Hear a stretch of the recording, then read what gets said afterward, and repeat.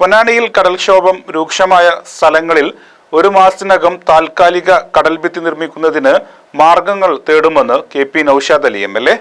Sky Gold, Elegance of Beauty, Perinthalmanna, Nilambur and Ponnani. പൊന്നാനിയിലെ കടലാക്രമണ ബാധിത പ്രദേശങ്ങൾ സന്ദർശിച്ചതിന് ശേഷം മാധ്യമങ്ങളോട് സംസാരിക്കുകയായിരുന്നു അദ്ദേഹം. പൊന്നാനിയിലെ കടൽക്ഷോഭം തുടർക്കഥയാണെന്നും എല്ലാ വർഷവും 50ഓളം മീറ്റർ തീരം കടലെടുക്കുന്നുവെന്നും നൌഷാദ് അലി പറഞ്ഞു.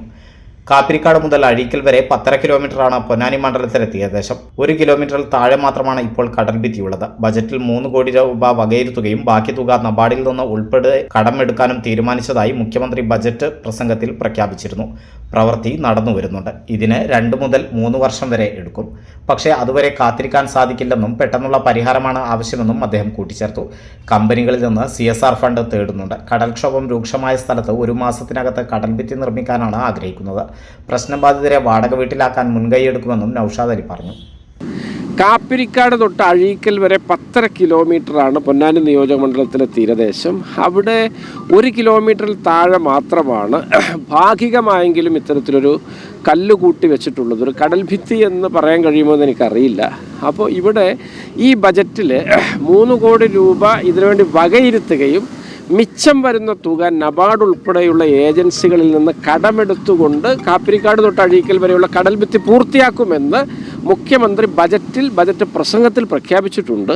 അതിൻ്റെ ഒരു DPRൻ്റെ പ്രവൃത്തികൾ നടന്നു വരികയാണ്. DPR അന്തിമമായാൽ നബാർഡിൻ്റെ പ്രപ്പോസലിൽ അത് ഉൾപ്പെടുത്തി ഇവിടെ ഒരു കടൽഭിത്തി ഉണ്ടാക്കണം എന്നുള്ള ആ ഒരു വലിയ ലക്ഷ്യത്തിലേക്ക് അതിൻ്റെ പേപ്പർ വർക്കുകൾ പുരോഗമിക്കുകയാണ്. അങ്ങനെ ആണെങ്കിൽ പോലും അതൊക്കെ ഉരുത്തിരിഞ്ഞ് വരണമെങ്കിൽ അതിൽ 1 വർഷത്തിലധികം എടുക്കും. അതിൻ്റെ പണി പൂർത്തിയാവണമെങ്കിൽ മറ്റൊരു 2 വർഷം എടുക്കും. അത്രയും കാലം തീരദേശവാസികളെ ഇങ്ങനെ വിധിക്ക് വിട്ടുകൊടുക്കുക വയ്യ എന്ന് ഞങ്ങൾ എല്ലാവരും തീരുമാനിച്ചിട്ടുണ്ട്.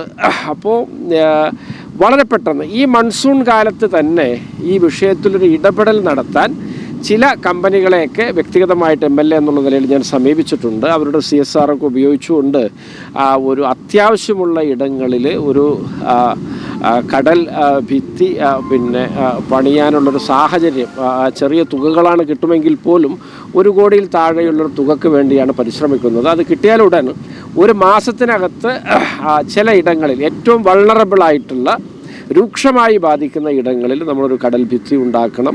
അതൊരു മാസത്തിനുള്ളിൽ ഈ മൺസൂൺ തീരുന്ന മുമ്പ് ഉണ്ടാക്കണമെന്നാണ് ആഗ്രഹിക്കുന്നത്.